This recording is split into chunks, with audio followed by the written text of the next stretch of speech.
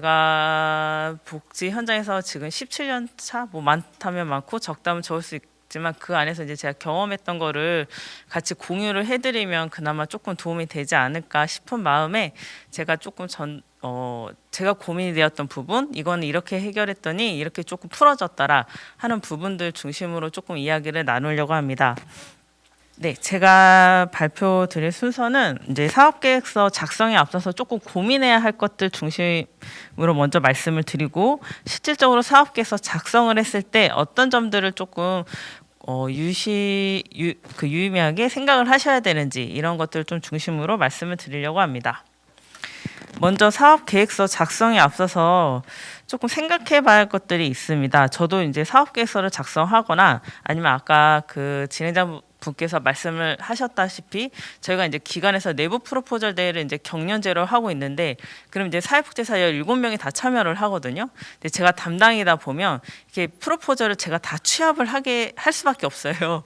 이렇게 보면 이거는 조금 더 사전에 준비를 했으면 이렇게까지 안 써도 될 것 같은데 이 준비가 좀 부족했구나, 이런 것들이 조금 있거든요. 그래서 조금 먼저 생각을 하면 좋을 것 같다라는 것들이 이런 것들입니다. 내가 사업계획서에 쓰려고 하는 이 문제가 진짜 사업으로 풀어낼 수 있는 문제인지를 조금 한 번쯤은 고민을 해보셨으면 좋겠어요.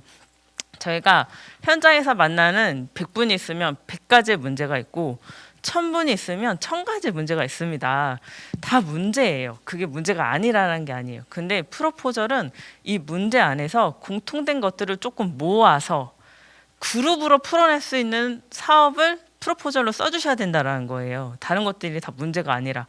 그래서 그냥 내가 만났을 때 이 사람이 이게 문제래, 저게 문제래, 그럼 이걸 써야지가 아니라, 뭐 예를 들어서 환경의 문제다, 지역사회 뭐 환경 보호를 위해서 내가 지역 주민들 대상으로 뭐 100명을 대상으로 교육을 해서 우리 환경의 보호, 그 환경 오염을 좀 낮추겠다, 이렇게 조금 큰 그림으로 가는 것보다는 환경의 문제다, 그럼 지역사회 환경에 문제가 있는 사람이 누가 있지, 이 사람들을 좀 모아볼까, 하나의 그룹으로 만들어 볼까, 그러면 한 10명에서 8명 사이겠지, 그럼 이 사람들 중심으로 내가 어떻게 개입을 해야 되지, 이 개입을 통해서 이 사람들 수준을 어느 정도로 올려줘야 되지, 이렇게 조금 이렇게 그룹으로 풀어낼 수 있는 것들을 풀어내는 게 사업 계획서다. 근데 이제 간혹 이제 사례 관리, 그러니까 개별적으로 만난 사례 관리를 하는 팀이거나 뭐 조직팀이거나, 이게 어떤 특정 팀을 비하하는 게 아니라 이렇게 하다 보면 이렇게 단독으로 만났을 때 이게 심각한 문제죠. 그 사람이 표현하는 그 문제가 맞아요. 근데 그거를 간혹 이렇게 혼란을 가지면서 이렇게 사업계획서 끌어내면 사실 사업계획서에 적절하지 못한 주제일 수도 있다. 그래서 내가 프로포절로 쓰려는 문제가 그룹워크로 풀어낼 수 있는 문제인지를 한번 검토를 해보셔야 되는데, 그러려면 지역사회 대다수가 이 문제를 문제라고 인식을 하거나 이 문제에 노출이 되어 있어야 합니다. 그래서 이걸 한번 좀 고민을 해보시길 바라고, 또 하나는 사업계획서에 쓰려고 하는 이 사업이, 그러니까 주제가 꼭 우리 기관이 해야 될 일인가 하는 것들이에요. 제가 내부 프로포절 대회 했을 때 이제 제가 어떤 주제로 그 사업계획서를 썼냐면, 그 영유아 아이와 엄마의 불안정한 애착 관계를 그림책을 통해서, 그림책 읽는 과정을 통해서 향상시키겠다라는 프로포즈를 쓴 적이 있었거든요. 근데 이제 저희가 내부이긴 하지만 객관성을 확보하려고 외부 자문 교수님들을 이렇게 모십니다. 사회복지학과 교수님들을. 근데 그 교수님이 저한테 아니 주제도 괜찮고 네가 타당성도 잘 끌어왔고 잘 풀어냈는데 굳이 전 종합사회복지관에서 일을 하니까 니네 복지관에서 이거를 해야 되니? 내가 봤을 때는 이거는 어린이집이나 지금은 이제 가족센터라고 명칭이 바뀌었지만 건강가족지원센터 이런 데서 해야 되는 게 맞아. 그래서 점수를 확 깎으시더라고요. 그럴 수 있다라는 거예요. 그러니까 내가 그 사업이 정말 꼭 우리가 해야 되는 건가? 근데 이런 게 있어요. 정말 우리가 해야 되는 수밖에 없는 상황들이 있죠. 뭐 예를 들어서 이제 저희는 제가 근무하는 곳이 종합사회복지관이긴 하지만 저희 구에 장애인복지관이 없어요. 그러다 보니까 저희가 특수치료, 그러니까 발달장애 아이들, 사업을 엄청 많이 합니다. 왜냐면 지역 욕구가 있다 보니까. 그러면 이제 저희가 장애인 관련 이렇게 발달장애인 아동 이렇게 프로그램 프로포절 많이 내거든요. 그럼 진짜 심사위원들이 이 질문을 많이 해요. 니네는 종합사회복지관인데 니네가 왜 굳이 이거를 해야 되냐? 그러면 이제 저희 입장에서는 타당성이 있는 거죠. 아, 우리 지역 현황은 이렇다. 그러다 보니까 저희가 특수치료 선생님 7분 계시거든요. 굉장히 파이가 커요. 이래서 간다 이렇게 얘기를 하면 아 그렇구나 하고 이제 납득을 하시거든요. 이런 식으로 설명이 되면 상관이 없지만 그게 아니고 그냥 내가 하고 싶어서 욕구가 있어서 이렇게 하면 조금 이렇게 심사에서 떨어질 수 있다. 그래서 한번 검토를 해보시길 바라고, 또 지역 사회를 먼저 조사를 해보시길 좀 원합니다. 사업 공고가 떴다. 그래서 야, 우선 써. 그럼 막 써요. 그 양식에 맞춰서 이렇게 막 써요. 근데 막상 딱 진행을 하려고 보니까 아 모집이 안 되네. 이거 처음부터 잘못 설계한 것 같은데 어떡하지? 근데 선정은 됐잖아요. 그리고 저희는 성과를 내줘야 되잖아요. 예산도 집행하고. 그러면 저도 그런 경험이 있고 진짜 막 이렇게 막 애걸복걸 탑니다. 진짜 노력은 노력대로 했는데 성과대로 안 나오면 굉장히 스트레스잖아요. 그래서 먼저 저는 조금 지역 욕구 조사를 해봤으면 좋겠다고 말씀을 드리는 게, 제가 지금 그 사회복지 공동모금회에서 지원받아서 하는 사업 중에 이제 고독사 예방 사업이 하나 있거든요. 근데 그건 이제 제가 써서 선정이 돼서 진행을 하고 있는데, 이 사업이 이제 사업계획서를 쓰기에 앞서서 너무 고민이 되는 거예요. 고립가구를 발굴하라고 하는데 이 사업은 이제 고립가구 발굴을 해야 되는 사업이거든요. 근데 이 사람들이 어디 있는지도 모르겠고 내가 예상한 게 맞는지도 모르겠고 너무 답답하니까 사업계획서를 좀 쓰는 과정 안에서 그냥 지역을 진짜 돌아다녔던 것 같아요. 구도 쫓아가고 동주민센터도 쫓아가고 이분들이 어디 있을까 해서 그냥 고시원도 그냥 찾아갔거든요. 그래서 고시원 원장님도 그냥 만나서 인터뷰하고 거기 사시는 분들 만나서 인터뷰하고 인력사무소도 찾아가서 인터뷰하고 이러다 보니까 지역 특성이 좀 보이더라고요. 아, 내가 이거는 잘못 생각했던 거구나. 아, 이거는 이렇게 접근을 했어야 되는 거구나. 근데 이렇게 조사를 하고 계획서를 쓰고 진행을 해도 힘들어요. 네, 그럼에도 불구하고 좀 이런 조사들을 먼저 조금 하셨으면 좋겠다.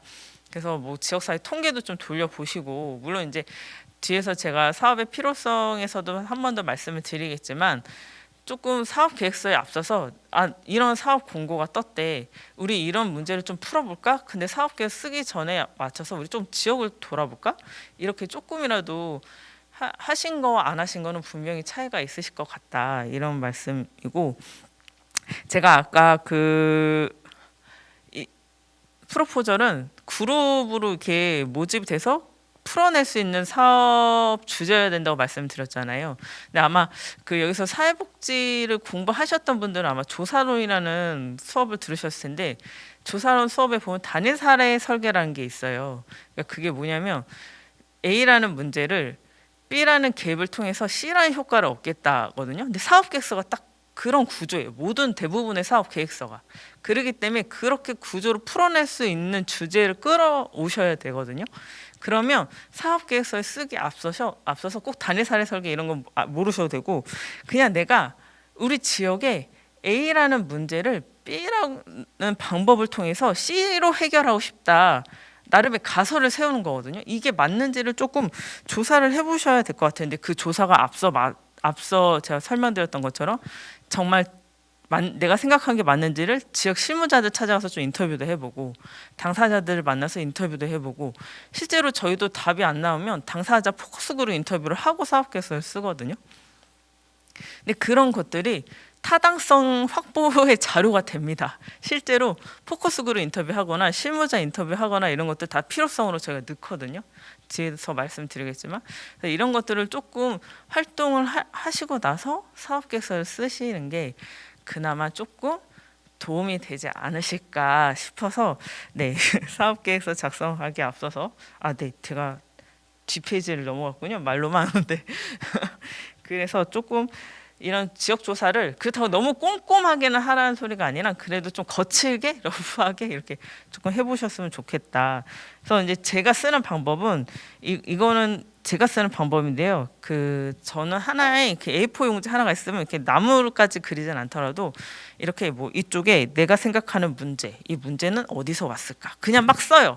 그냥 막 그 단어 이렇게 생각나는 듯이 쓰는 것처럼 그냥 막 써요. 근데 이 문제를 어떻게 해결해야 되지? 막 고민을 하는 거죠. 그것도 그냥 막 써요.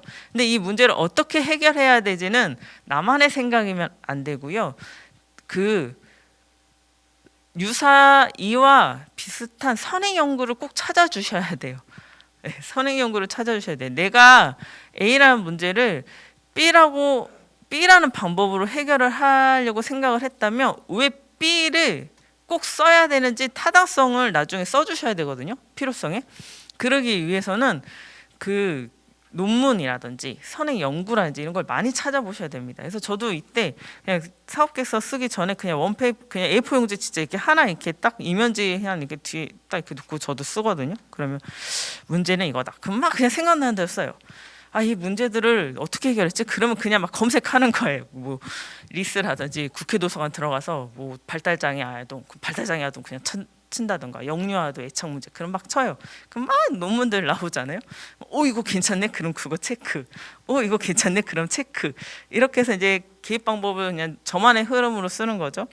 그리고 나서 어떠한 성과까지 내가 가고 싶은지도 여기 쓰는 거예요. 근데 이 성과 방법도 제가 예측하는 것도 있는데 이 예측한 그 선행 연구에서도 어느 정도 이렇게 성과 방법이나 이런 것들이 나오거든요. 그걸 참고해서 저도 좀 많이 씁니다. 그래서 그게 저만 알아볼 수 있는 원페이퍼인데 저도 사업계에서 끝날 때까지 그 페이퍼는 제가 갖고 있거든요. 왜냐면 저만의 방법이긴 한데 사람들이 이 낙서처럼 보이겠지만 저한테는 이게 하나의 저희 정보가 담겨 있는 거라서 좀 이런 식으로 먼저 큰 그림을 잡고 쓰시면 그 착오를 좀 더 줄이는 데 도움이 되지 않으실까 싶습니다. 그러면 이제 본격적으로 사업계획서 작성으로 들어가도록 하겠습니다. 우선 제일 먼저 제목을 쓰게 돼 있죠. 아마 다들 아실 거예요. 제목은 이 세 가지 요소가 꼭 들어가야 됩니다. 방법, 대상, 목적. 이 중에 하나라도 빠지면 적절하지 않은 제목이에요. 그래서 근데 제가 여기 써놨죠. 이 말이 의미하는 건 제목을 쓰기 전에 어느 정도 대상, 기획 방법, 목적이 좀 내 안에 정리가 되어 있어야지 이게 써집니다. 그냥 이런 고민 없이 바로 쓰려 그러면 막히죠. 그래서 이걸 조금 어느 정도 고민을 하셔야지만 쓸 수 있고 제가 예시를 2개 했잖아요. 위에 사진 교육을 통한 발달장애 아동들의 자기 표현력 증진 사업 우리가 바라볼 세상. 이거 실제로 저희 복정에서 하는 사업명이거든요. 이렇게 하면 사진 교육이 방법이고 발달장애 아동이 대상이고 자기 표현력 증진이 목적이잖아요. 이게 세 개가 다 들어가 줘야 합니다. 그리고 뒤에 우리가 바라볼 세상은 그냥 부제이죠. 네. 근데 그 밑에 성인 발달 장애인의 자립생활 역량 강화 사업 함께 어울림. 이거는 올바르지 않은 제목이라 했습니다. 왜 올바르지 않을까요? 맞아요. 방법이 없어요. 여기 이렇게 하면 안 됩니다. 그래서 최소한 제목으로 봤을 때 이 기관이, 이 단체가, 이 재단이 이 사람 대상으로 이러한 방법을 통해서 이렇게 끌고 가려고 하는 거구나 라는 게 조금 그려져야 돼요. 그리고 부제도 대상하고 잘 맞아줘야 됩니다. 이거 저한테 되게 아픈 얘기인데요. 제가 한 10년 전에 모금회에서 지정기탁 사업, 그러니까 간혹 이렇게 신청 사업 말고 뭐 A라는 한 회사 기업체가 3천만 원을 저희 기관으로 지정기탁으로 해서 이제 제가 사업계획서를 써야 했어요. 근데 그게 1박 2일 애들 캠프 가는 거였거든요. 근데 이제 제목이 너무 막 어떻게 해야 될지 모르겠는 거예요. 그래서 제가 부제를 여기 뭐 우리가 바라본 세상 이런 부제를 가고 보고 즐기고 해서 3고 이렇게 했어요. 근데 나중에 모금에서 연락이 왔어요. 아니 선생님 아동 캠프 사업을 3고로 하면 어떡합니까? 그래서 제가 뭐가요? 저는 고수톱을 안 치니까 몰랐거든요. 이거 고수톱 3고잖아요. 그런데 이게 아직도 부적절한 예로 모금의 예시 책자에 나와요. 그래서 제가 그러면서 설명하시는 분이 계속 이런 말을 합니다. 아동 청소년인데 3고를 쓰시면 안 됩니다. 안 맞습니다. 아마 그분은 모르실 텐데 그게 매년 10년째 나오는 거 보고 진짜 내가 모금에 한 획을 그었구나 이렇게 생각하는데 부제도 대상의 특성에 맞춰서 나와 주셔야 된다라는 거. 안 그러면 저처럼 10년 내내 잘못된 예시로 진짜 나옵니다. 그 다음이 사업계획서 참여자 작성입니다. 참여자는 제가 여기 구체적이고 세밀하게 제시하는 걸 지향한다고 하는데요. 제가 이제 내부 프로포절 대회를 하면 어쨌든 저희 기관 선생님들 거를 다 이렇게 취합하잖아요. 그러면 제가 그때 심사위원들의 사실 마음을 조금 알 수 있겠더라고요. 이게 비교가 돼요. 내 기준이 딱 있다기보다는 누군가는 엄청 구체적이고 세밀하고 상세히 쓴 사람과 대충 발달장애 아동 10명 이렇게 쓴 거는 확연히 차이가 있습니다. 그래서 이렇게 그냥 이 안에서 슉 이렇게 서열이 좀 나눠지더라고요. 그래서 이 정도까지 세밀하게 써야 돼라고 할 정도로 좀 써주시는 게 좋다. 왜냐하면 누군가는 그 이상을 쓰니까. 네, 그래서 내가 기준이 아니라 조금 더 나의 기준보다 높은 기준으로 쓰시는 게 좋고요. 그래서 제가 여기 예시를 발달장애 청소년 중 스스로 신변 차이가 가능하며 타인과 일상적인 대화가 가능한 청소년 10명 이렇게 했는데 아까 제가 저희가 그 사진 교육하는 사업을 실제로 한다고 했잖아요. 근데 저희는 종합복지관이다 보니까 이제 휠체어나 이런 것들이 들어올 수는 있는데 이렇게 일반 장애인 시설만큼 이렇게 쉽지는 않아요. 그러면 이제 아이들이 스스로 사실 우리 복지관에 오려면 자기가 계단을 걸어서 올라올 수 있어야 하거든요. 이러한 것들. 그다음에 이제 저희가 사진 교육을 해야 되잖아요. 그러면 선생님하고 기본적인 대화는 그러니까 대화까지는 아니어도 이 아이가 어느 정도 내 말을 수용할 수 있어 수용 정도는 있어줘야 되거든요. 이런 것들을 좀 구체적으로 제시를 해줘야 된다라는 거죠. 그러니까 이게 내가 하려는 사업의 내용과 대상이 불일치되면 심사위원들이 거기서 잘라요. 예를 들면 이런 거잖아요. 제가 사진 교육을 한다고 그랬는데 전혀 대화가 안 되는 대상을 선정하겠다고 해버리면 사실 접근 방법이 사실 그 분들은 접근 방법이 달라져야 되는 거잖아요. 사진 교육보다는 거기에 더 맞는. 근데 이제 접근 방법과 대상의 이 갭의 차이도 있으면 안 되거든요. 그래서 그런 것들을 잘 고민하셔야 되고 사업 참여 대상자도 조금 구체적으로 제시를 해주시니까 심사위원이 읽었을 때 궁금증이 안 생기면 돼요. 네, 궁금증이 안 생기면 됩니다. 그래서 세밀하게 구체적으로 쓰시라고 하는 거예요. 네, 궁금증이 안 생기면 됩니다. 그 다음에 간혹 핵심 참여자와 주변 참여자를 작성하라고 요구하는 게 있어요. 모금회가 이렇거든요. 그러면 이건 어렵지 않아요. 핵심 참여자는 진짜 우리가 사업에 참여시킬 대상을 말하는 거고요. 주변 참여자는 이 사업에 참여시킬 대상을 조금 이 분들이 이렇게 우리가 기준으로 하는 그 기준점까지 가기 위한 그 목표에서 좀 영향을 줄 수 있는 대상을 말하는 거예요. 주변 참여자는. 근데 이제 여기서 중요한 건 내가 주변 참여자 이렇게 제시를 했으면 이 주변 참여자한테 어떻게 개입할 건지도 방법이 나중에 나와줘야 한다는 겁니다. 주변 참여자만 뚝 나오고 개입 방법이 사라지면 그거는 올바르지 않은 사업 계획서입니다. 말이 빠르진 않죠. 네. 그 다음에 사업 참여자 선정 방법입니다. 그래서 사업 참여자 보통 근데 어떠한 사업 계획서는 이렇게 되게 세부적으로 항목을 나눠주는데 어떠한 또 사업 계획서는 그냥 뭉뚱그려 뚝뚝뚝 나눠주는 사업 계획서들이 있어요. 그러면 진짜 여러분 재량껏 쓰세요거든요. 그러면 저는 사실 쓰는 사람 입장으로 별로 안 좋아해요. 왜냐면 고민을 진짜 많이 해야 되고 제가 아까 말씀드렸던 것처럼 자연스럽게 비교가 돼요. 내가 심사위원 이렇게 내 기준이 있는 게 아니라 여기 기간 이렇게까지 쓰네. 이 기간을 이렇게 그럼 이 기간은 좀 이렇게 하니까 되게 고민이 오히려 그냥 세분화되는 게 저는 편하지만 어쨌든 요즘은 그냥 뭉뚱그려 뚱뚱뚱 주니까 그러면 최소한 모집 방법, 선정 기준, 내가 최종 참여자를 어떻게 선정할 것인지를 제시를 해주는 게 좋다라는 말씀을 좀 드리고 싶고요.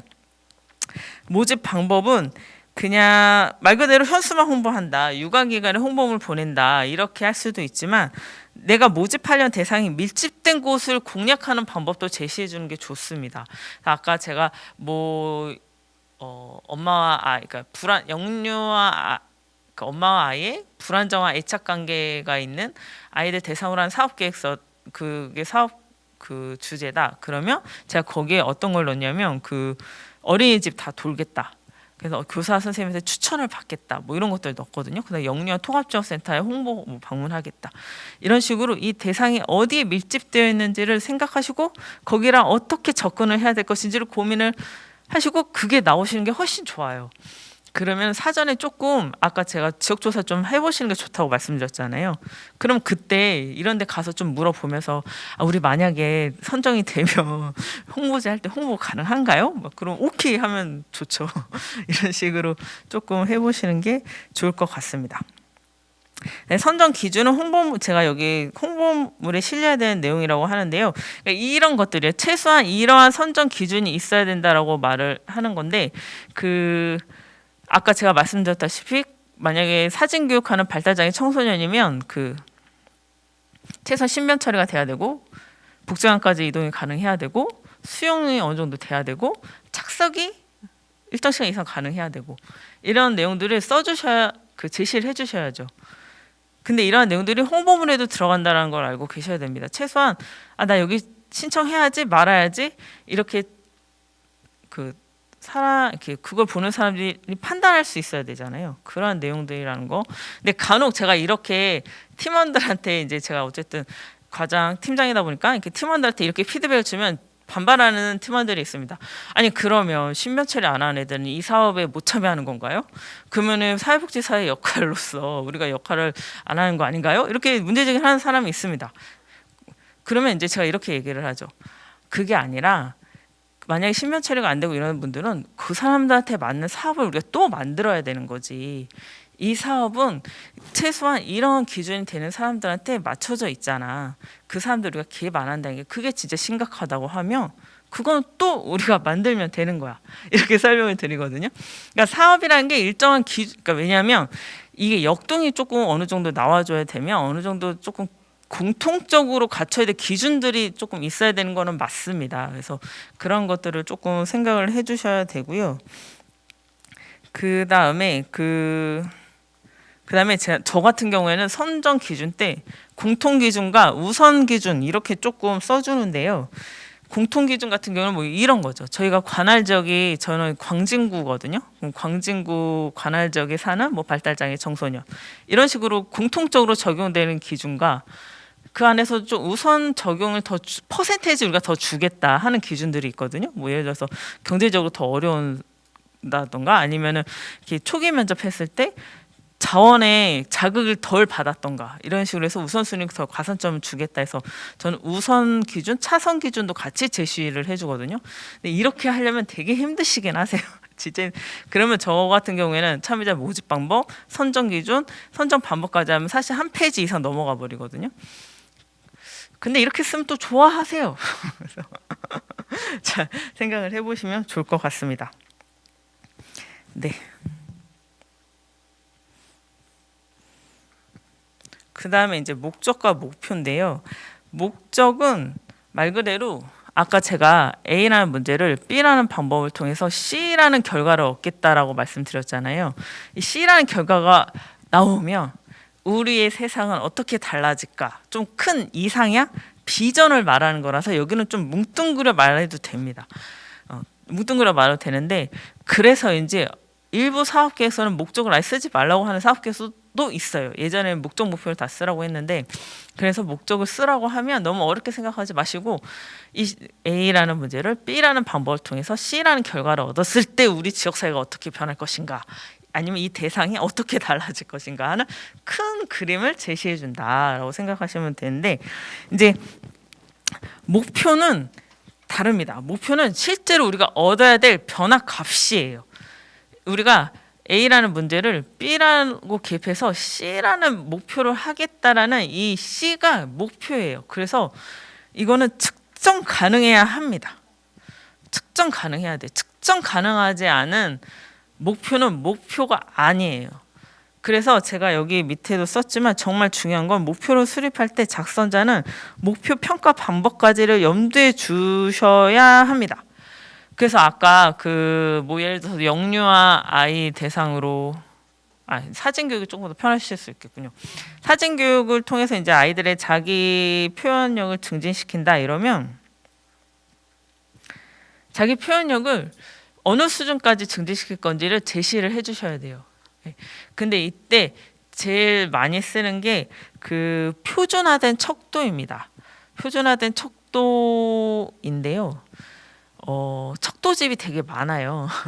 인터넷에 찾아보면 그래서 척도집을 그 찾아보셔도 되고, 제가 아까 처음에 그 선행 연구 좀 찾아보세요 이러면서 뭐 국회 도서관이나 리스나 연구 논문 좀 찾아보세요 그러면 저와 유사한 유사한 주제로 사업을 해서 그때 사람들이 쓴 척도들도 같이 제시되어 있습니다. 그런 걸 쓰셔야 돼요.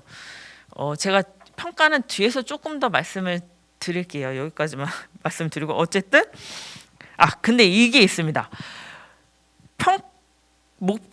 사실 목표가 어느 정도 나오면요, 세부 활동이 어느 정도 나온다는 소리거든요. 사진 교육이다 치면 아이들 사진에 대해서 알아야 되잖아요. 카메라 달아줘야 되잖아요. 사진 촬영해야 되잖아요. 이런 것들이 결국 활동 내용으로 나오잖아요. 그러니까 사실 목표가 어느 정도 나오면, 방법이나 목표가 이게 어느 정도 나오면 그 세부 사업 내용이 조금 나옵니다. 그리고 근데 이거는 뒤에 가면서 제가 계속 연결 지으면서 설명을 드릴게요. 네. 이것만 기억하시면 될 것 같아요. 목표는 측정 가능하게 제시되어야 되고 뒤에 세부 사업 내용과 연결이 되어야 된다. 목표와 세부 사업 내용이 떨어지면 그거는 잘못된 사업계획서다. 이거를 좀 아셔야 될 것 같아요.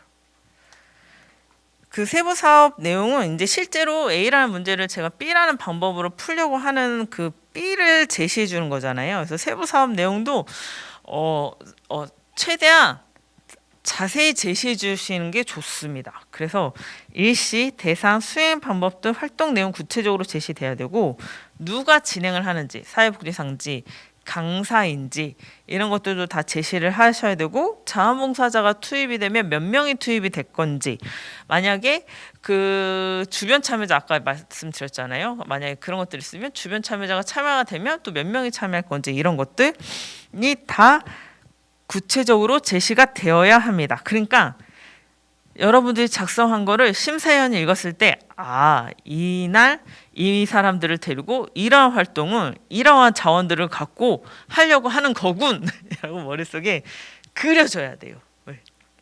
그래서 최대한 상세히 제시를 해주셔야 합니다.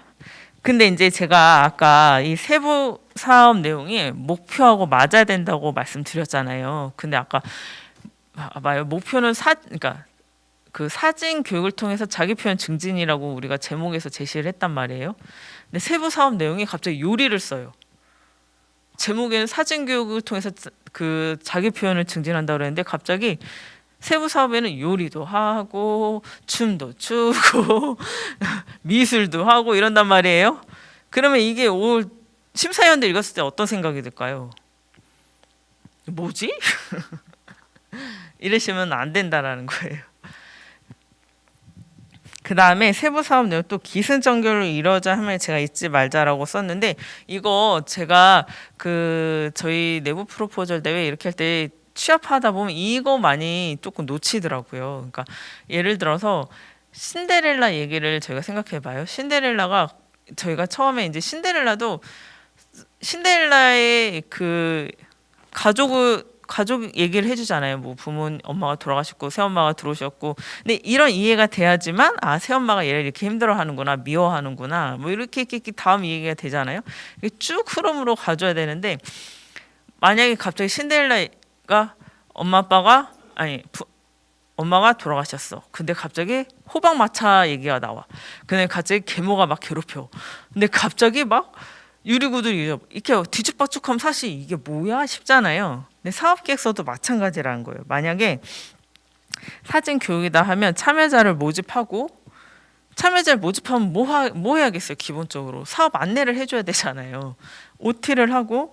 근데 이제 본격적으로 들어가기 전에 조금 친해져야 되잖아요. 저희도 어느 모임 갈 때 친해지려고 자기소개 하잖아요. 그렇게 자기소개 좀 하고, 근데 바로 사진 찍으라면 아이들이 사진 찍겠어요? 카메라 다루는 법도 모르는데? 그러면 교육 좀 해주고, 그리고 나서 이제 사진 촬영에 들어가줘야 되잖아요. 이렇게 흐름을 쭉 가줘야 되는데 이 흐름을 못 잡는 사람들이 꽤 있습니다. 그래서 이게 내가 흐름을 잘 잡고 가는지, 그러니까 저는 기승전결이라고 썼는데 이거를 조금 고민을 해주셔야 되고, 근데 이거를 좀 아시려면 집단 역동을 좀 아시긴 하셔야 돼요. 집단 역동이 아셔야 됩니다. 그래서 이제 만약에 사회복지를 좀 공부하셨던 분이시라면 실천론이나 실천기술론에 역동에 대해서 좀 설명 나오거든요. 좀 참고하셔서 이 집단 역동을 이해하신 상태에서 써주시는 게 좋습니다. 그 다음에 이제 사업의 필요성인데요. 어떤 사업 계획서는 사업의 필요성을 앞부분에 쓰라고 하는 데도 있고요. 어떤 사업 계획서는 사업의 필요성을 조금 뒷부분에 쓰라고 하는 데도 있습니다. 그거는 사실 중요하지 않아요. 그래서 필요하신 그 부분, 거기에서 요청하시는 대로 쓰면 되는데, 사실 이 사업의 필요성이 참 중요합니다. 네.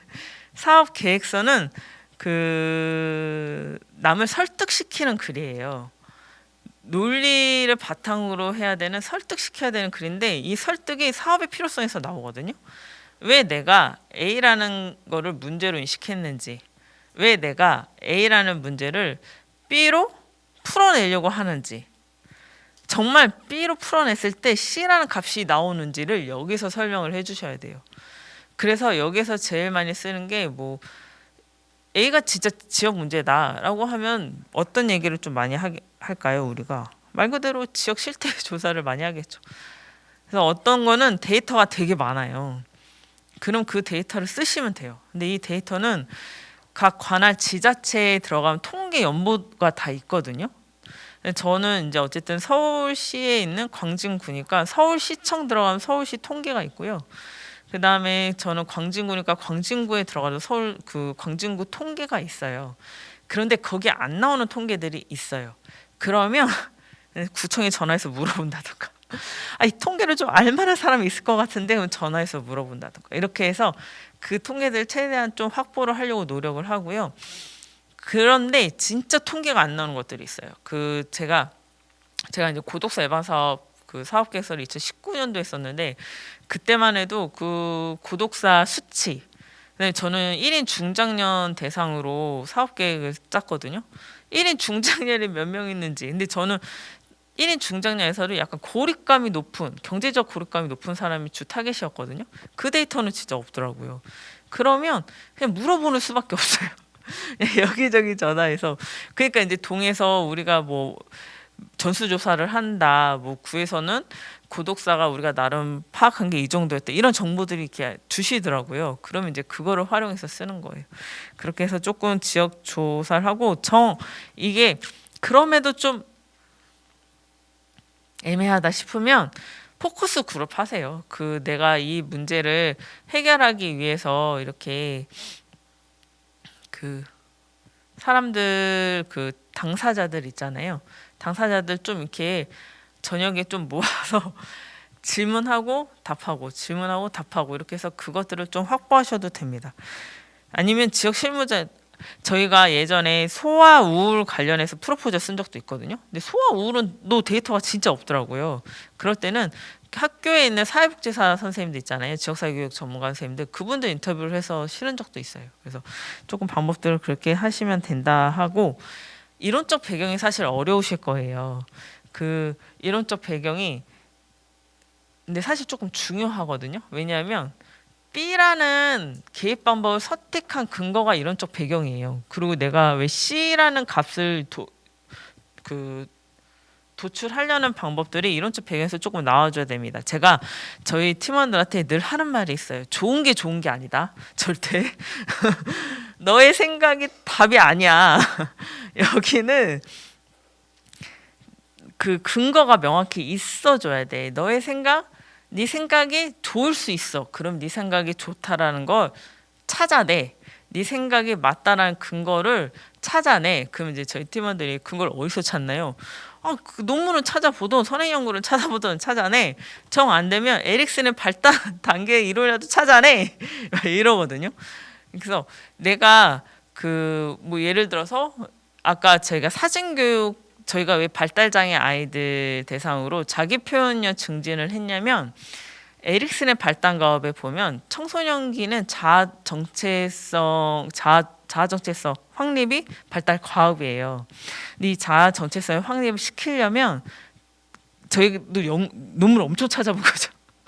자기 표현력이 증진돼야지만 자아 정체성 확립에 훨씬 더 유리하다 그러더라고요. 근데 저희가 왜 사진을 또 했냐면 우리 아이들 중에 자기 표현이 원활하게 안 되는 아이들도 있거든요. 그러면은 이제 그림을 그릴 수도 있는데 그림도 애들이 즐겨할 수 있으니까 그러면 다들 카메라, 그 핸드폰 있잖아요. 핸드폰으로 찍게 하자 그냥. 이렇게 해서 매칭해서 그렇게 들어가는 거거든요. 그러니까 이런 것들이 그 조금 조사를 하시다 보면 이렇게 자연스럽게 흐름이 이렇게 잡힙니다. 그렇게 해서 하시면 될 것 같고요. 유관 기관들에게 유관 기관들하고도 좀 조사를 하셔야 됩니다. 저희가 사업계획서를 쓰려면 이 유사한 사업을 다른 기관에서 하는지 다 찾아봐요.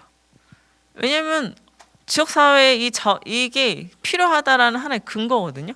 유관 기관들도 조금 조사를 해보시는 게 좋습니다. 그래서 사업의 필요성이 사실 제일 어려워요. 이 사업의 필요성에서 제가 쓴 이론과 사업 내용이 맞아야 돼요. 아까 제가 사진 표현이라고 얘기했잖아요. 그래서 우리는 이 아이들이 제일 표현하기 쉬운 아이들이 휴대하기 좋은 핸드폰으로 사진으로 하려고 했다. 그래서 사진교육 이렇게 연계되는 거잖아요. 이 흐름이 논리적으로 이렇게 쭉 맞아줘야 되는데 이건 아마 작성해 보시면서 계속 검토하셔야 됩니다. 그럼 A라고 썼다가 B로 가고 뭐 B라고 썼다 이렇게 왔다 갔다 하니까 흐름이 좀 맞아야 된다라는 것도 잊지 않으셨으면 좋겠습니다. 질문 있으시면 그냥 편안하게 해주시면 제가 답을 하겠습니다. 네, 저는 박수현이라고 하고 지금 이제 장애인 관련 당사자보다는 이제 그 관계되는 분들을 교육하는 일을 조금 중점적으로 하고 있는데 이제 저희 같은 경우에는 어떻게 보면 이제 민간의 영역이니까 제안을 할 때 그 당사자들은 몇 명 정도로 저희가 이제 감안을 해서 이제 얼마만큼의 효과성을 검증해야 되는지 그런 게 조금 애매하더라고요. 그래서 뭐 어떻게 보면 사실 기업 입장에서는 그 소수 몇 명 데리고 이거 바뀌는 거 맞아? 라고 사실은 되게 태클을 많이 거는데 실제 이제 사회복지 영역에서는 조금 그게 어떻게 해석되는지 지금 이제 예시가 전부 다 뭐 10인 규모의 굉장히 좀 소규모라고 저는 인식을 했는데 그렇게 제안을 드려도 괜찮은 건지 조금 그런 게 궁금합니다. 그거는 아마 제안처에 따라 다를 것 같아요. 저는 이제 사업 계획서라는 이런 주제에 맞춰서 조금 설명을 드리다 보니까 이렇게 조금 그룹으로 말씀을 드린 건데 말씀하셨던 것처럼 저도 그 하다못해 어르신들 20명 데리고 제주도 가는 거 막 제안하고 이런 것들은 그 제안처의 조금 특성을 알아본 다음에 제가 제안을 드리거든요. 그래서 그거는 조금 제안처의 특성을 파악하시고 나셔서 해야 되지 않을까. 그리고 실제 이제 제 대학 선배가 그러니까 사기업의 이제 복지재단 이렇게 실제로 지원처 하는 데서 일을 하시는데 그분이 그 말씀을 하시더라고요. 지원처의 성격을 좀 조사를 하고 제안서를 냈으면 좋겠다. 너 무조건 내는 게 아니라 우리는 아동 청소년 중심인데 왜 노인 내는지 모르겠다. 이거는 좀 지원을 해주는 당사자 쪽에서 너무 고민을 안 한 것 같다. 이렇게 얘기를 하시긴 하시거든요. 그래서 이렇게 욕을 하시는 것도 있지만 어떠한 사업 내용은 아까 말씀드린 것처럼 제가 하는 고독사 예방 사업은 이렇게 접근을 안 합니다. 거기는 무조건 고립가구를 발굴해야 되는 게 목적이에요. 그래서 저희는 1년에 110명의 고립가구를 만나야 되거든요. 그래서 약간 조금 지원처에 맞춰서 해야 되지 않을까. 제 답변이 좀 충분할지 모르겠지만 이렇게 말씀을 드리고 싶네요. 네. 저희는 근육병 환우들에 대한 대상으로 주로 활동을 하고 있거든요. 근데 여기에 지난번에 한번 드론 사업으로 했고요. 그래서 지금 이번에 사업을 좀 더 해볼까 하는데 제가 잘 몰라가지고 묻는 것 같아요. 주변 참여자라고 돼 있는 그 작성하기에 보면 주변 참여자는 저희들은 거의 휠체어를 타고 있고요. 그런다 그러면 활동 보조도 주변 참여자로 이게 가능하면서 하는 건가요? 아니면 여기서 주변 참여자는 네. 그분들을 어떠한 어디까지 변화시키시려는 게 목적이세요? 변화시키는 거는 저희 기준점. 이 사업을 기준점은- 통해서 네. 여기까지는 우리가 결과물을 얻겠다 하는. 드론으로 만약에 지금 저희가 한 번을 두 번을 했는데 이걸 가지고 또 다른 사업을 더 이렇게 승화시킬 수 있는 거라고 본다면 사진을 찍는 걸로 어디 이제 그 지방 같은 데 보면은 관광지라든가 그런 거에 대해서 홍보하는 거를 주로 하잖아요. 근데 그런 거를 좀 완성해 보고 싶은 그런 욕심이 있어요. 네네네. 그 욕심은 뭐냐면 저희 같은 경우에 긴 거리도 가기 힘들고 가다 보면 지금처럼 그 관광지라고 본다면 계단 많고요. 그죠? 활동 여력이 섬세하게는 못하지만 드론으로 볼 수 있는 거에 대해서는 할 수 있다고 한다 그러면 보지 않는 곳도 갈 수 있고 그러면서 어떤 상상력이라든가 이런 것들이 되게 많이 풍부하거든요. 그래서 좀 그런 홍보적인 역할을 좀 감당할 수 있으면 좋겠다는 그거는 여기에서의 주변 참여자는 그 결과물까지 갈 수 있을 때 네. 주변에서 영향을 끼치는 사람을 말하는 거예요. 그러니까 그 흔히 말해서 제일 쉽게 생각하면 부모님이죠. 그러니까 예를 들어서 가족 아니면은 주로 생활하는 그러니까 이 당사자가 심리적으로 밀착돼 있는 사람. 그러니까 이렇게 생각하시면 돼요. 학교에서 열심히 공부를 이렇게 표현 안 되지. 학교에서 열심히 공부를 가르쳐요. 그러면 집에 가서 전혀 아무도 신경 안 쓰면 이 아이가 학교에서 배운 게 그게 유지가 되긴 어렵잖아요. 근데 그 말씀하셨던 그러한 것들을 이 당사자 분들이 계속 유지를 시키려면 누가 영향을 줬을 때 가장 효과적일까를 고민하시면 그 사람이 주변 참여자가 되는 거거든요. 그래서 그거는 제가 꼭 활동 보조인이라서 된다 안 된다 이렇게까지는 말씀을 못 드리는데 만약에 활동 보조인이 이 당사자 분들의 그런 변화에 실제적으로 큰 영향을 줄 수 있는 사람이다. 이 변화가 유지될 수 있도록 사업이 그러니까 저희는 뭐 24시간 중에 한 2시간 정도 만나면 길게 만나는 거잖아요. 나중에 22시간은 어쨌든 이 주변 사람들 계속 자극을 줘야 되는 거죠. 이 변화가 유지될 수 있도록. 네네. 그 당사자를 주변 참여자로 얘기하는 거라서 주변 참여자는 그렇게 좀 접근하시는 게 맞지 않을까 싶습니다. 네. 감사합니다. 네.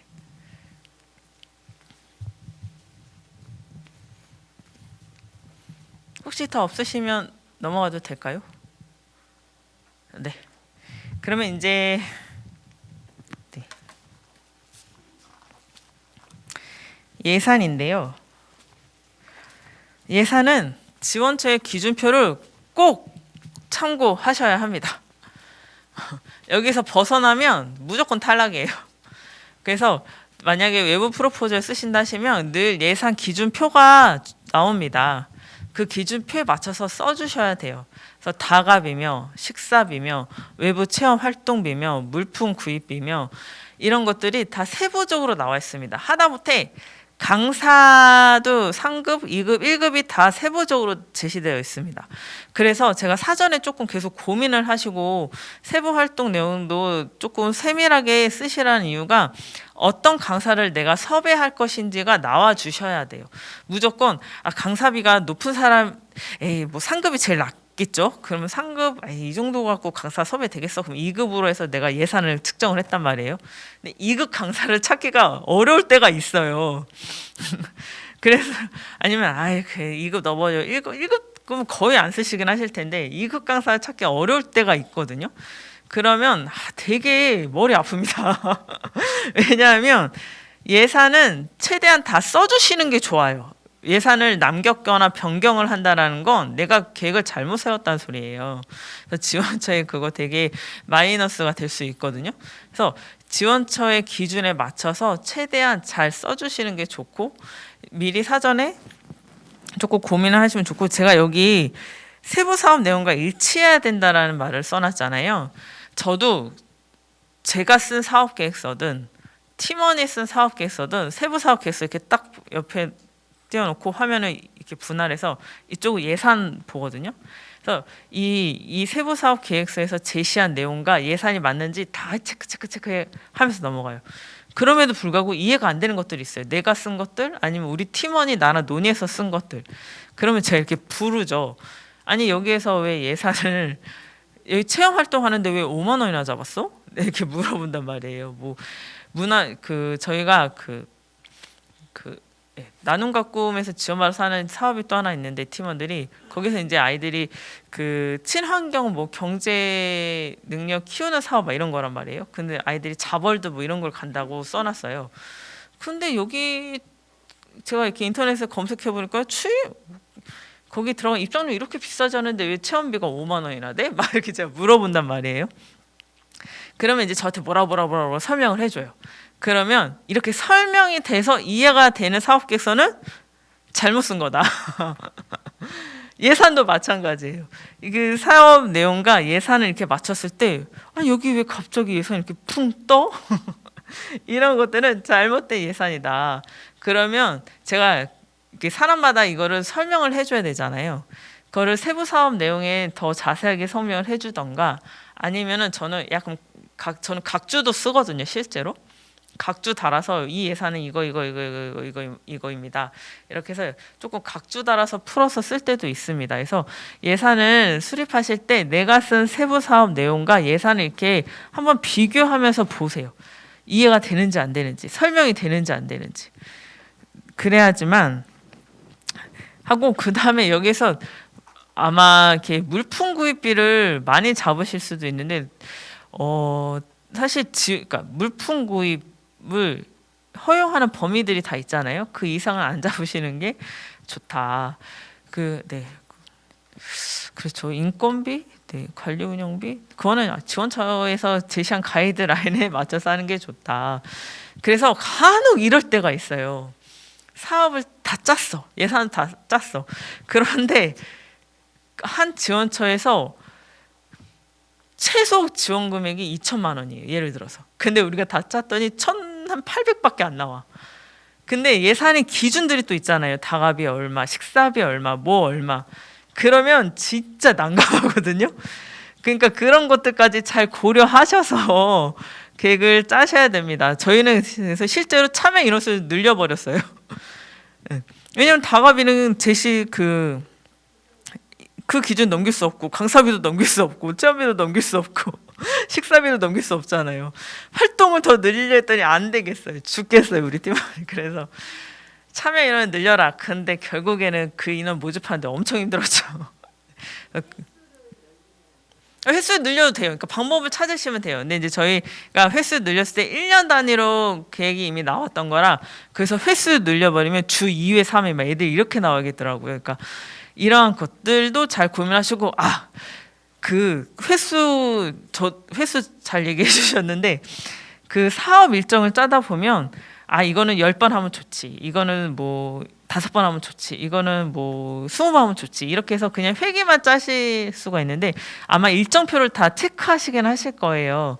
일정표에서 그걸 체크하시다 보면 어느 요일 잘못하다가는 일주일에 3번 나오게 할 수도 있고 일주일에 2번 나오게 할 수도 있거든요. 참여자분들이 실제로 일주일에 2번 나오는 거 쉽지 않아요. 보통 일주일에 한 번이 좀 편하죠. 어쩔 수 없이 2번 나올 때도 있기는 하는데 그런 회계도 전체적으로 다 세부사업 일정을 짜셨으면 이 당사자분들이 참여하시는 분들이 일주일에 몇 번 오는지도 한번 체크를 해보셔야 돼요. 그럼 회계 조정해 주셔야 되거든요. 그래서 실제로 제가 이렇게 저희 팀원들이 가끔 짜보면 일로 와봐. 여기 지금 4월 달에 일주일에 2번 나와야 되는데 이게 가능해? 막 저희는 이제 아동 프로그램도 많으니까 아이들 학교 방과후 끝나면 몇 시인데 일주일에 2번 오라고 해요. 학원 가기 바빠 죽겠는데 이게 실적으로 가능하니? 그럼 토요일에 나오면 되죠. 그럼 너 토요일 일주일 4일 내내 다 나올 거야? 근데 아이들은 뭐 가족여행 안 가니? 막 제가 이렇게 물어보거든요. 그래서 그런 것들도 한번 전체적으로 다 짜셨으면 이분들이 그 몇 번 오시는지 회계를 좀 봐주셔야 돼요. 그러니까 제가 여기서 말씀드리는 건 실현 가능하게끔 구성하시라는 거예요. 계획은 계획대로 가고 실현대로 가는데 여기서 갭이 커버리면 엄청 열심히 준비하는데 안 와요. 근데 저 실적 안 나오면 담당자가 엄청 속 타거든요. 그래서 그런 것들도 같이 봐주시면 좋을 것 같습니다. 네, 마지막에 평가인데요. 사실 평가는 얘기를 조금 많이 드릴 거예요. 제가 한 페이지로 썼지만 평가는 사실 되게 중요합니다. 제가 지금은 안 그러는데 몇 년 전까지만 하더라도 저희 팀이 서비스 팀이다 보니까 저희는 이렇게 사업 계획서를 주로 많이 쓰거든요. 그리고 복지관을 포함해서 비영리 기관은 사실 다 후원금이잖아요. 그러니까 저희도 원하는 사업을 하려면 프로포즈를 써서 따오는 수밖에는 없어요. 그러다 보면 이제 평가가 되게 중요해지는데, 그래서 이제 제가 진짜 몇 년 전까지만 하더라도 저희 팀원들끼리 평가만 갖고 스터디를 따로 했었어요. 그래서 평가가 되게 사실 쉽지 않은 부분이라는 부분을 조금 말씀드리고, 평가 방법은 구체적이면서 측정 가능해야 된다고 제가 계속 반복을 합니다. 목표가 나오면 사실 평가 방법이 나와요. 뭐 예를 들어서 자아존중감을 향상시킨다. 이게 목표면 평가 방법은 뭐겠어요? 자아존중감이 향상이 됐는지 안 되는지 체크하는 거잖아요. 이게 평가예요. 근데 뭐로 체크할 거냐? 자아존중감을 체크할 수 있는 표준화된 척도를 활용하셔야 된다. 그러면 간혹 저희 이제 신입 직원들이 이렇게 물어봐요. 제가 이렇게 체크해서 제가 설문지 만들어서 하면 안 될까요? 이렇게 물어봐요. 그럼 그건 안 된다. 제가 이럽니다. 왜냐하면 그 척도라는, 제가 표준화된 척도라고 왜 말씀을 드리냐면, 표준화된 척도는 신뢰도와 타당도를 확보한 척도예요. 그러니까 이런 거죠. 이 척도는 정말 자아 존중감을 체크하는 척도입니다라고 검증이 된 척도를 써야지, 그냥 내가 만들어서 쓴 척도는 정말 자아 존중감을 체크를 하는 건지 안 하는 건지 몰라요. 그래서 표준화된 척도를 쓰시라고 말씀을 드리는 겁니다.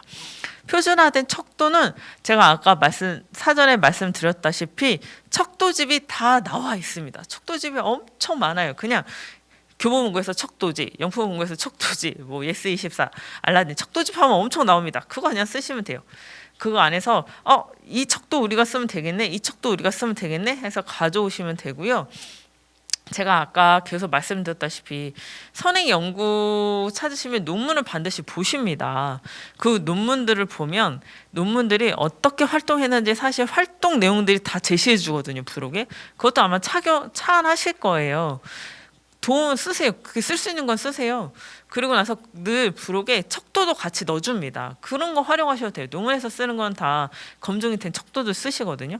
그런 거 활용하셔도 되고요. 근데 간혹 자기 보고가 안 되는 분들이 계십니다.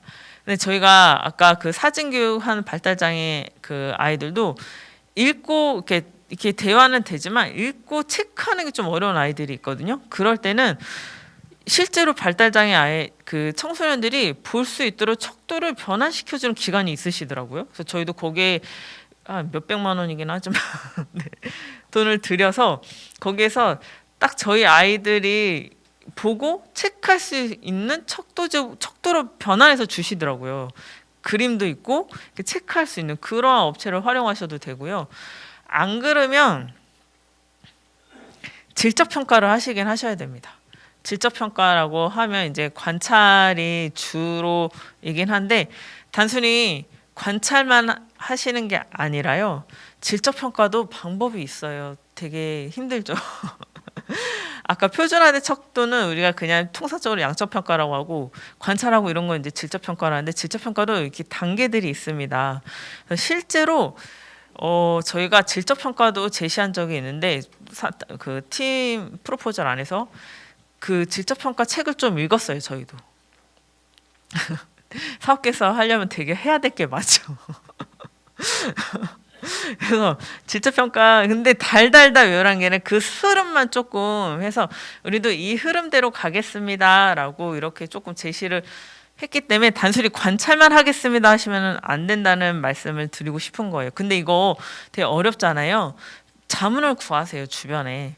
이거와 관련돼서 좀 어떻게 하면 좋을까요? 라고 자문을 좀 구하시고, 그 다음에 척도 관련된 책이 표준화된 척도집 말고도 꽤 있습니다. 사회복지 척도 개발과 뭐 평가 뭐 이런 책들 좀 검색해 보시면 거기에 단순히 질적 평가, 그다음에 양적 평가 외에 수치화 세기, 뭐 그다음에 관찰하는 거, 빈도수 세기, 뭐 기타 등등 여러 개의 것들을 되게 잘 제시해 주는 척도들이 있어요.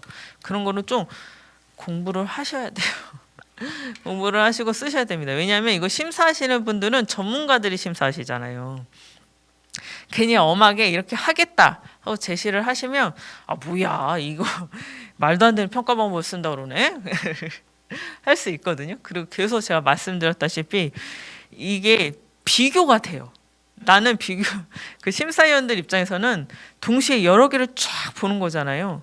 그럼 아 이 사람은 좀 더 고민을 했네. 아 이 사람은 너무 그냥 좋은 게 좋은 거라 쓴 것 같은데 이렇게 비교가 되거든요. 그래서 사실 사업계획서 쓸 때 조금 고민을 많이 하시고 각 항목마다 요구하는 전문가적 지식을 달달 외우진 않으시더라도 한 번쯤은 읽어보시고 쓰셔야 된다라고 제가 말씀을 드리고 싶습니다. 네.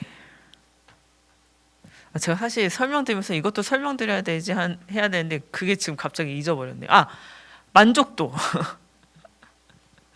간혹 성과 지표에 만족도로만 제시하시는 게 있어요.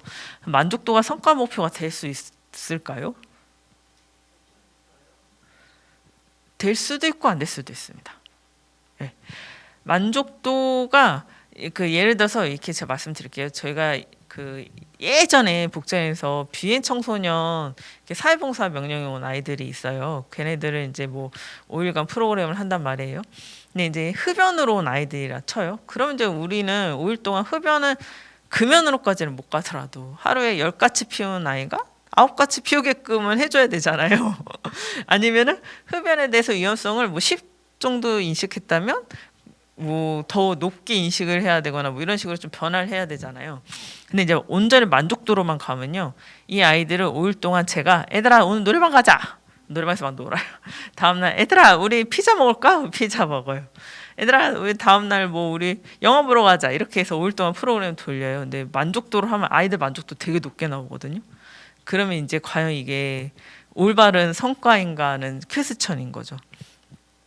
그래서 근데 만족도가 의미가 없다라는 게 아니에요. 만족도는 꼭 하셔야 돼요. 만족도는 꼭 하셔야 되는데 제가 아까 뭐 급연이다 그러면 이제 또 프로그램 짰겠죠. 흡연의 위험도, 그 다음에 실제로 아이들 약속 뭐 하루에 몇 가지씩 피우기 약속하고 뭐 그 다음에 급연 패치도 한번 해보고 뭐 병원도 같이 가보고 이렇게 해서 쭉 원래 프로세스로 했는데 만족도가 높게 나왔다. 그러면 제 사업은 진짜 효과성이 있었다라는 소리인 거겠죠.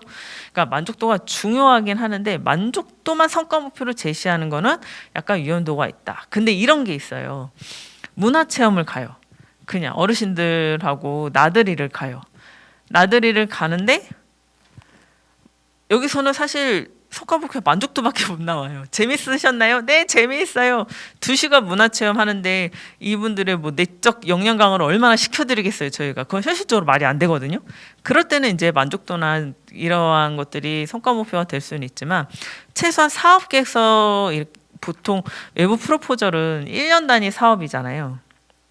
그 안에서의 단순히 만족도만 제시하는 거는 약간 거의 한계가 있다. 근데 이제 만족도도 보통 통상적으로 저희가 보통 그냥 만족하셨나요를 물어보지만 강사의 부분, 프로그램 환경에 대한 부분 이런 것들을 다 같이 물어보시는 게 좋습니다.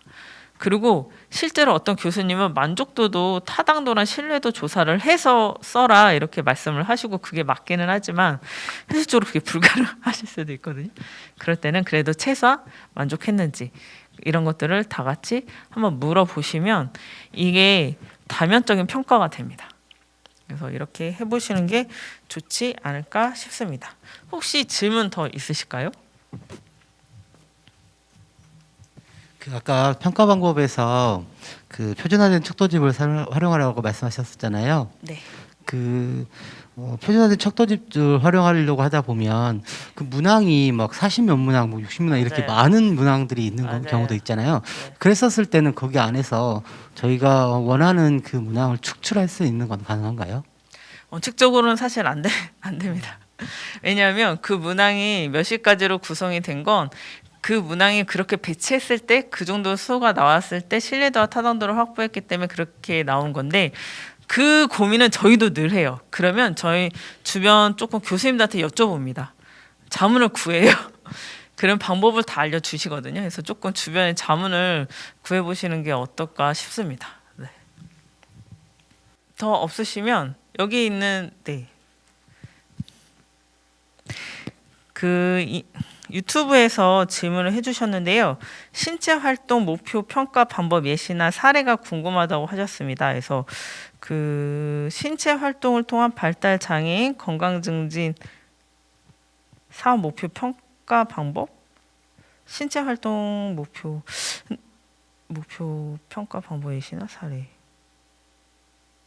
근데 이 신체 활동을 하시는 이유가 조금 나오셔야 제가 설명을 드릴 수 있으실 것 같은데, 뭐 예를 들어서 저희가 예전에 그 발달장애 아이들 대상으로 신체 활동을 한 적이 있었거든요. 근데 그건 소근육 강화 운동이었어요. 그래서 실제로 아이들이 소근육을 얼마나 쓰는지 사전 사후 검사를 했거든요. 근데 그 소근육도 그냥 소근육이 아니라 저희가 책을 또 샀죠. 책을 사서 그 저희가 발달장애 아이들 초등 저학년 아이들의 신체의 소근육 안에서 조금 예상되는 문제들 몇 가지를 선정을 해서 그거에 대해서 척도 검사하고, 그때는 이제 저희가 무용을 했었거든요. 무용을 해서 이제 애들 좀 스트레칭 시키고 이렇게 하면서 실제 소근육이 얼마나 잘 활용됐는지 다시 재측정하는 이런 것들을 했는데, 이게 답변이 되실지 모르겠네요. 네, 여기 유튜브에서 답이 온 것 중에. 네.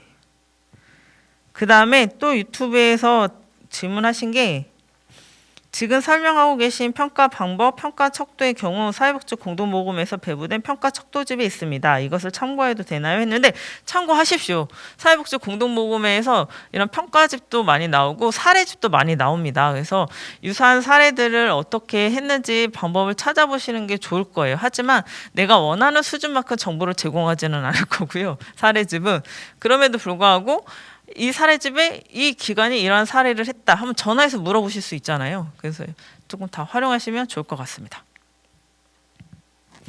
제가 계속 반복해서 말씀드리지만 사업계획서는 제안서를 읽는 사람을 설득하는 글이라는 거를 잊으시면 안 됩니다. 그래서 계속 말씀드리지만 논리적 흐름성을 쭉 따라가 주셔야 돼요. 내가 이 문제를 왜 인식했는지, 그래서 왜 이 대상을 잡았는지, 그래서 이 문제를 해결하기 위해서 왜 이 방법을 썼는지, 이 방법을 쓰기 위해서 왜 이 활동들을 했는지, 이 방법과 활동을 매칭시키는 게 사실 쉽지 않으시거든요. 그래서 선행연구를 좀 많이 읽으셨으면 좋겠고, 그 다음에 평가 방법이 사실 제가 중요하다고 말씀드렸지만 평가 방법이 또 어떻게 보면 쉬울 수도 있어요. 선행 연구를 좀 따라가서 배치마킹 하시다 보면, 그래서 이런 것들. 하지만 이제 대상의 특성에 따라서 평가 방법은 굉장히 다양하다. 이거에 대해서 고민이 되시면 외부 자문을 받아 보셔라, 이렇게 말씀을 드리고 싶고, 우리는 결국에 1차적으로 심사자를 설득시켜야 합니다. 이 글을 읽는 심사자를. 그거를 좀 읽지 않으셨으면 좋겠습니다. 네, 선생님 마무리를 해도 될까요? 네. 네, 더 질문 없으시면 여기서 마무리하겠습니다.